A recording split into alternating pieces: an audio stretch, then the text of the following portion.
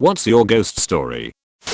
This is my mom's story, but she is completely sane, and I believe it. My parents went to South Carolina for a wedding. They stayed at some old plantation bed and breakfast spot. She was sleeping when she woke up all of a sudden. She had her cell phone plugged into the wall and was on her nightstand. There was a notification on the phone, so it was blinking. The female ghost was dressed in a full-on old formal dress, and she was fixated on the cell phone blinking light and was walking toward it. My mom said it's okay, it's just a phone. The ghost turned and made eye contact with my mom, then disappeared.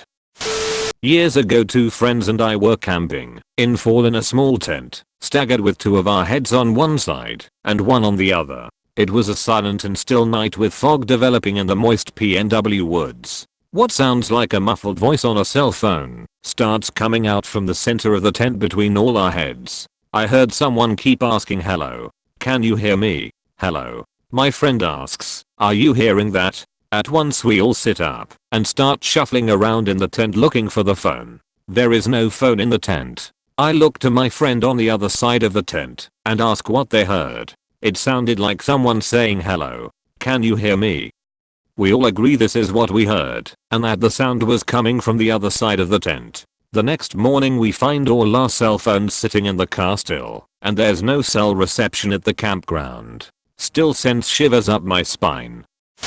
I don't believe in the supernatural today, but I used to. Anyway, so there I was, a 7-year-old kid in rural Utah. I was staying the night at my grandparents' house on Main Street. I didn't want to sleep, so around midnight I went down into the basement. I took my Matchbox cars and played Night City with my glowing better blocks. I had this little metropolis going on when my uncle came down to play with me. Should I mention my great uncle died when I was 2? Well, he did. Anyway, my great uncle and I played Night City for a good hour. I remember it like it was yesterday. He drove the Lincoln because that was his favorite car. Anyway, it got late. He had to leave so he wouldn't miss his train. He left. I went to sleep. The next morning I asked when uncle was coming back to play again. My grandparents were slightly offended that I brought it up. They hadn't seen him since before I was born and wanted nothing to do with him. He was the black sheep of the family. I said him, and I played cars and showed them the car that he drove in our city. They were uncomfortable with this and chalked it up to my imagination. I never met my uncle again. He died when I was 2. Over the years since then, I have learned that he drove both a train for Union Pacific and a Lincoln MKVII. Like I said, I don't believe in ghosts, but I don't know how 7-year-old me knew things about an estranged relative who died when I was 2 and was never spoken of due to certain family issues. To this day I don't know what happened that night, but I remember playing Night City with some guy who said he was my uncle like it was yesterday. He was super nice, and at the end of the game simply left out the back door. My dad died a month ago very suddenly. We are native people, so we believe in the spirit world. Little weird things happened throughout the week of his funeral. After we buried my mother's and his ashes together as they wished, we saw 3 rainbows. Remember the double rainbow guy? I was 3 times full of joy as he was. We went back to my uncle's to relax. The door to their lower patio blew open. We all looked at each other. We woke up the next morning and fresh snow had fallen. It was very early and no one would have been walking around. We saw 2 sets of footprints in the snow in a circle. This is way up north, so people aren't just walking by. What made me happy was it was 2 footprints. My dad had lost a leg in 2013. I was glad to know he had gotten it back. I was in Yukon on a winter camping trip a couple years after my mom died. We had a winter camp set up, but I wanted to sleep outside because it seemed adventurous, and I'm good at making bad decisions. One night I woke up because it was too cold to sleep, -20 degrees, and I was lying in my bag shivering and thinking about my mom, and the northern lights started. I've seen the lights a few times before, but I'd never seen them like this. They went from north to south in waves, straight over my head, one after the other, just like waves hitting a beach. I watched for a minute and then thought, wow, I bet everyone else would love to see this, so got out of my bag and ran to the tent to wake people up. They sort of wasted time getting dressed and getting their lamps on and whatever, and I went back to my bag. By the time the others were dressed and outside, the lights had faded. They stood around in the cold for a few minutes waiting for the lights to come back, but they got too cold and went back to bed. Immediately after their tent zipper closed, the lights came back even brighter than before. I'm not religious and not especially spiritual, but mom was very spiritual, and it was like a sign from Mother Nature, or whatever you want to call it, telling me I was okay and that she was always with me. I went through the entire grieving cycle over the space of an hour or so that night. It completely changed my life. Can't explain it. Still brings tears to my eyes to think about it. I was really young. I would guess 8 to 10 years old, but that's just a ballpark guess. I shared a room with my younger brother. Our room was very large, and for some reason we put our bunk beds right in the middle of the room, with the side of the bed facing the doorway. I had top bunk. Every morning, our mom would come into our room to wake us up for school. It was the worst feeling. This morning, I had already been awake for some time, just laying in bed. It was still dark outside.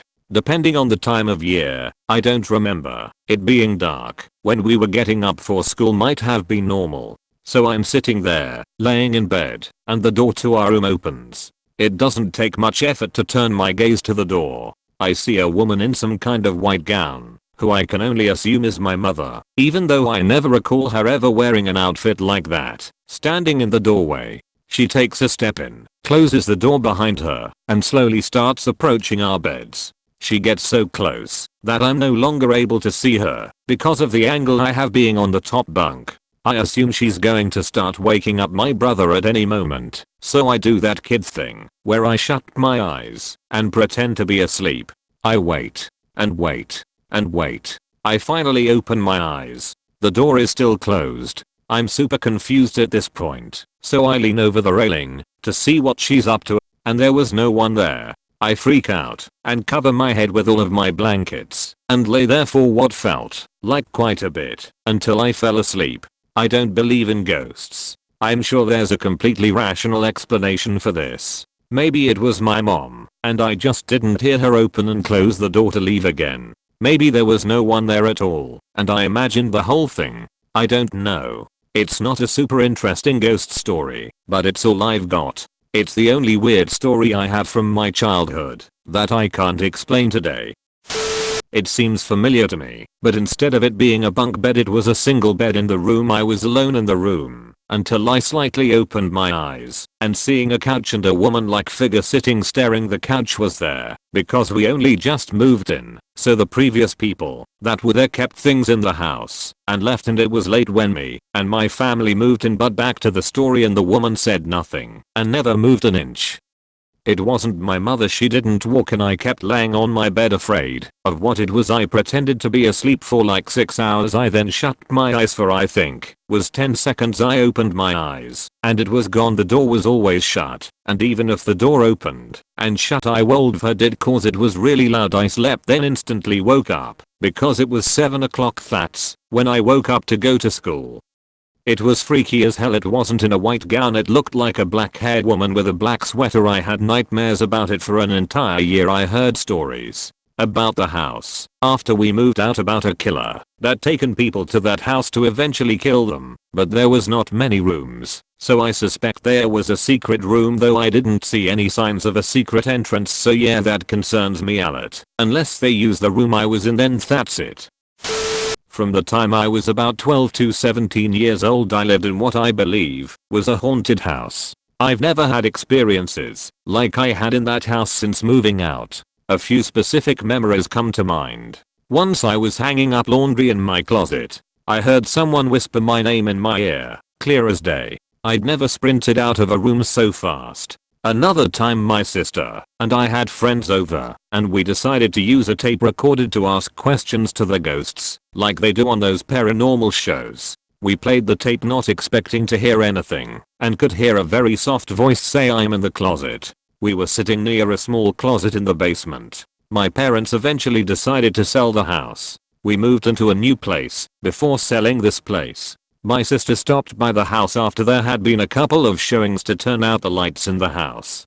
She went to turn off the lights in the basement, which had multiple light switches. One was at the far end of the basement away from the stairs. She turned off the light and swears she heard heavy footfalls of someone running towards her. She ran out of the house without turning out the rest of the lights and locked the door. That was the last time either of us went back until we were in the neighborhood and the new owners offered to show us the renovations they made. Nothing happened then, but they did ask us if we wanted to babysit their kids. We politely declined.